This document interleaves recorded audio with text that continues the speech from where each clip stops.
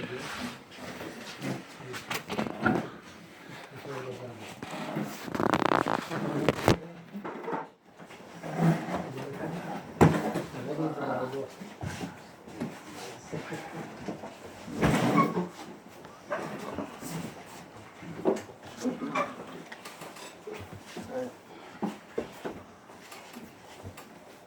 is a very special night for several individuals.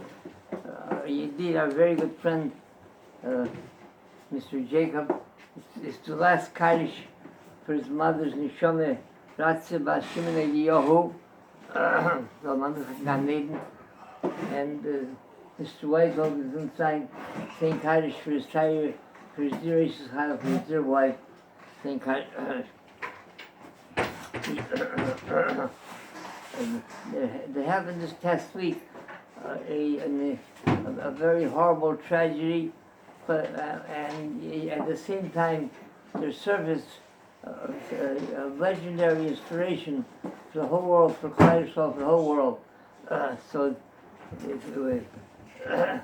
And just wanted to go back to last week's Parsha because of this, that the nevuah of Bilam is under great discussion by the Chazal, and of all people, Bilam, he earned this significant title of Bilam HaRasha.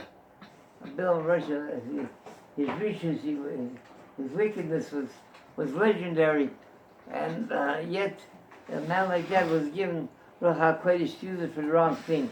Like I mentioned on Shabbos, a lady came to me. She said that she said she's not doing well at all. Her days are numbered.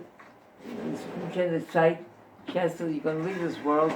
So she's not so terrorized or frightened by leaving this world. But there's only one thing that bothers her. She's at the end of that there are shepelmachers, are there beauty parlors. So I told her,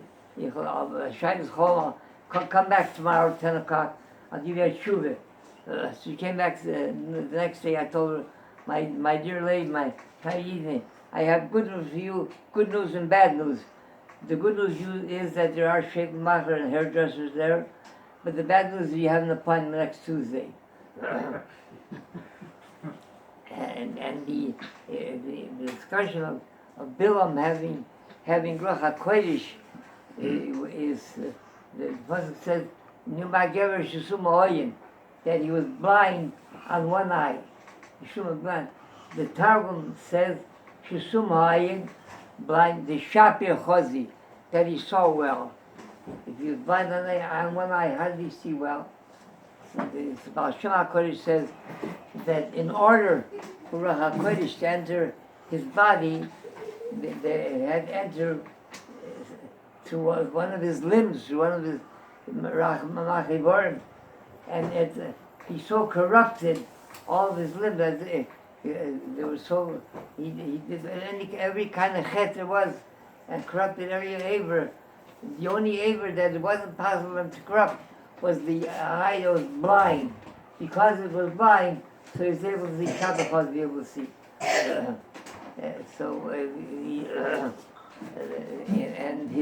The fact that the donkey, the awesome donkey, spoke to him, and he took it in stride. He answered. He saw a whole discussion with the donkey. It doesn't faze him at all. It seems that that COVID it gets misappropriated, and a person gets carried away, and all the kings of the world came to him for advice. Balak wanted to pay him. He sent all kind of very important dignitaries to him to come and to give an eye on the Klal Yisrael. So all of this college, this is what made him think. Who knows? Even a donkey can speak with him.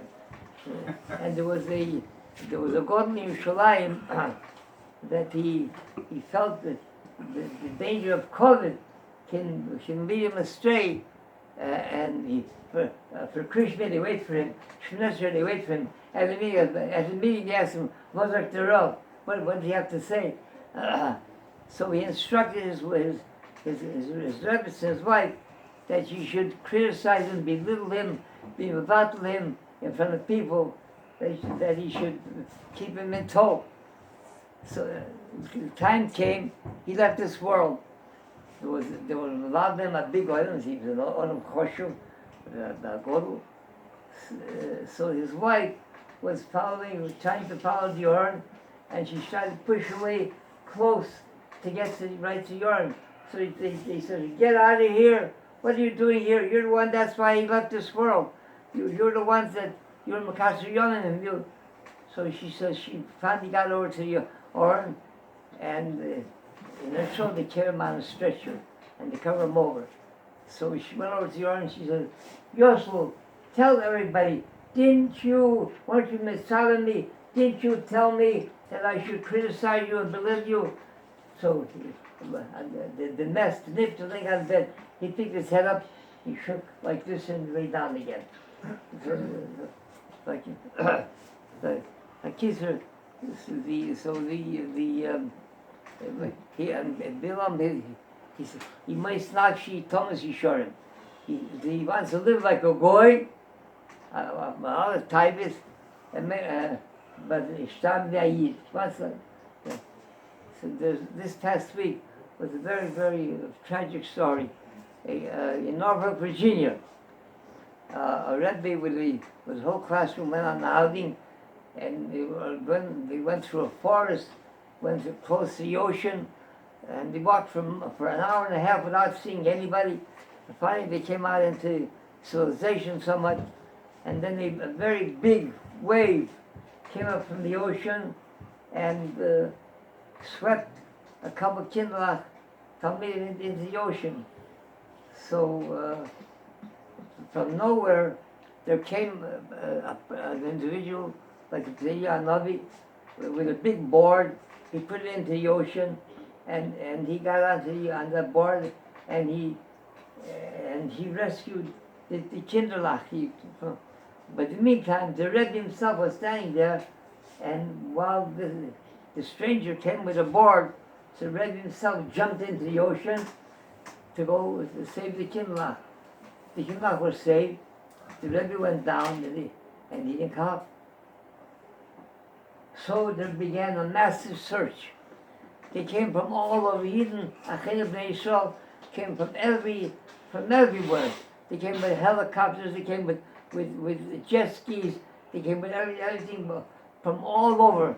The Coast Guard was searching and searching and searching, and they combed every inch of water, the Norfolk, the depth, and there's no sight of him.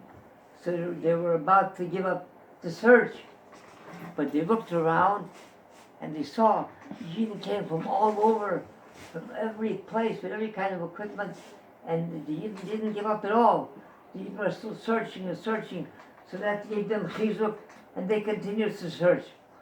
In the meantime, the head of the Coast Guard himself came along, and he saw what was doing there, and he looked around, and he started to cry. Looked around, and he saw the Yidden how they didn't give up, and it seemed that it was not possible he should survive already. So all they were looking for is just a body. So he expressed himself like this. He said, I never was between Jews before, and I don't know what Jews are all about. He said, but if they treasure a human life so much, and by them the body even after it's gone means so much to them, he said, I don't know what they're all about, but I want to be Jewish. It must become something else. חיים בקש שואל רוצה קודמו חוזק לישראל לפי ההירון תוי מיסוי שנאמר הדרך חוליס למעצית קוי יד ותוי ויד